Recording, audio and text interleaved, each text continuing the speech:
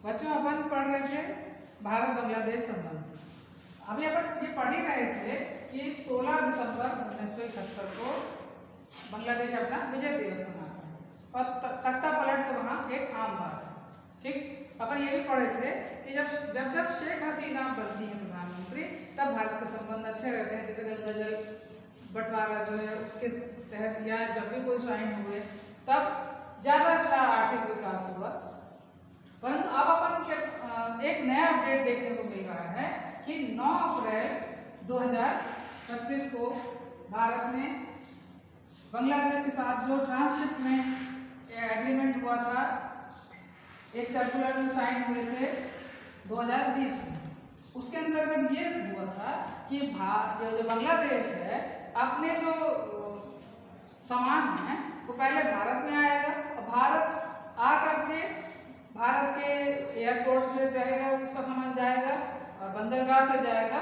और क्योंकि भारत के शिप में जगह है, उतनी जगह भारत के शिप में है, तो वो सामान बांग्लादेश का इसमें रखा जाएगा, तब फिर जाएगा वो तीसरे देश में एक्सपोर्ट के लिए जाएगा। ठीक है, मतलब भारत की भूमि का उपयोग बांग्लादेश कर रहा है और भारत उसमें कोई टैरिफ नहीं लेता।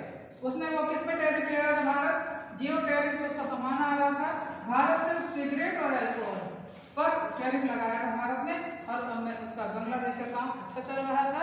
और बांग्लादेश का जो टेक्सटाइल का बिजनेस था, चाहे वो यूरोप हो, अमेरिका हो, नेपाल हो, भूटान, अच्छा चल रहा था टेक्सटाइल का उसका बिजनेस। ठीक है, परंतु 28 मार्च 2025 को अंतरिम सरकार में जो इनके प्रधानमंत्री हैं मोहम्मद यूनुस, ये जाते हैं चीन। चीन उनकी यात्रा होने पर कई उन्होंने ऐसी डीलिंग करी। ऐसा पढ़ने में मिला कि 3,300 करोड़ रुपए की कुछ उन्होंने ऐसी डीलिंग करी कि कलकत्ता के आसपास का पोर्ट का जो एरिया है वहां पर के आसपास के एरिया में उन्होंने ISI से कहा, पाकिस्तान के जो है, और चीन से कहा कि आपके जो मतलब उस एरिया में आके आप अपना सैन्य अभ्यास कर सकते हैं।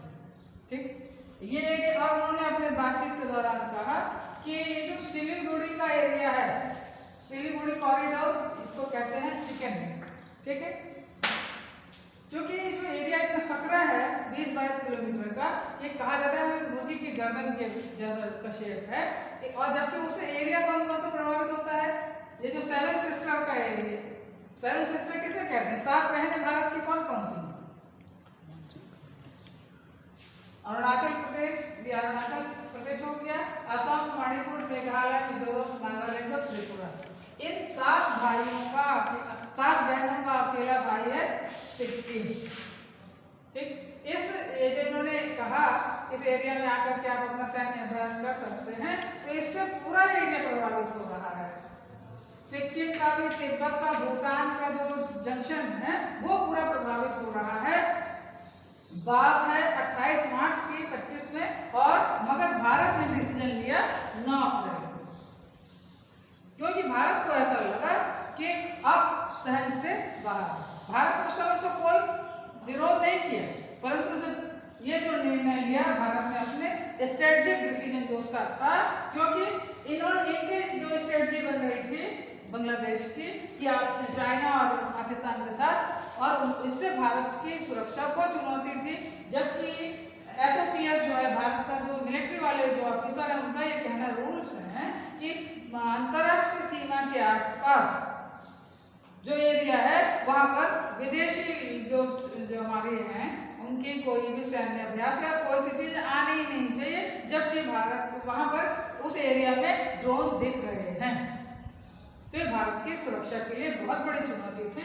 अब तो ये कहा जा रहा है कि आज की न्यूज देखी जाए, सुनिए, यदि अपन जो आज तक की देखें, कवर करें, तो ब्रह्मोस जो उसका इतना शक्तिशाली जो वो है, शक्तिशाली जो उसका लड़ाकू विमान है, वो उसका हथियार जो है वो भारत इस बॉर्डर में आ चुका है।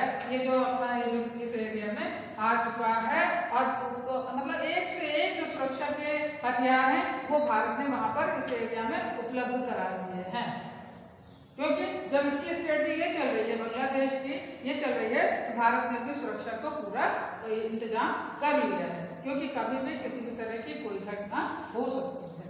जबकि बांग्लादेश ने ये नहीं देखा कि 1971 में बना हुआ जो विकासशील देश भी नहीं कह सकते हैं, हमेशा राजनीतिक अस्थिरता बनी रहती है, परंतु उसने चीन के साथ इस तरह का जो कि साठगांठ कर लिया, जो भी बयानबाजी कर दी, उसने ये कहा कि नहीं, ये सेवन सिस्टर का एरिया, ये सिलीगुड़ी का कॉरिडोर जो एरिया है, उसमें आप का एरिया मेरे अलावा मतलब बांग्लादेश ही से डील कर सकता है।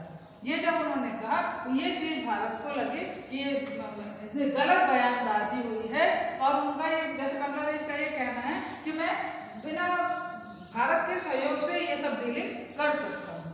तो राजनीतिक सुरक्षा की दृष्टि से, अंतर्राष्ट्रीय संबंधों को देखते हुए ये चीज अच्छी नहीं थी। जबकि ये जो यहाँ पर जो उनका सैन्य अभ्यास शुरू होगा, इससे नेपाल, भूटान कई एरिया को प्रभावित करेगा इस तरह का डिसीजन। और भारत और चीन की तो वैसे ही जो अनबन दिखती है, और उसने चीन के साथ सहयोग करके अपना ये करना चाह रहे थे, इसलिए भारत ने इस तरह का डिसीजन लिया है।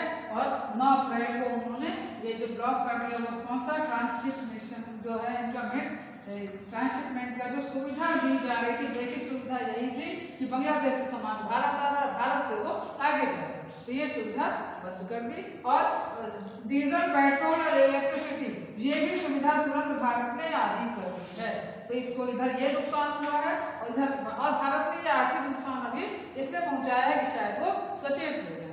और यदि अपन ट्रम्प सरकार की जो टैरिफ वाली बात देखें, तो बांग्लादेश पर लगा है 37% का टैरिफ, भारत में 26।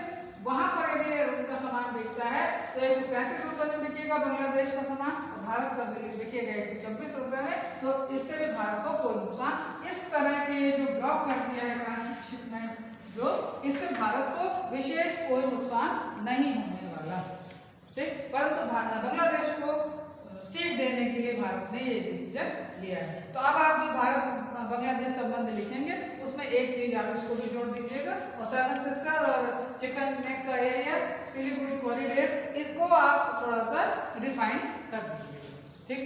बच्चों, आज के लिए इतना पर्याप्त है। आप अपन को अम्बेडकर दिवस पर कुछ अपन को अपनी, यदि आप लोगों की कोई तैयारी हो तो अपन कोई अच्छा सा कार्यक्रम करेंगे, ठीक। बहुत बहुत धन्यवाद।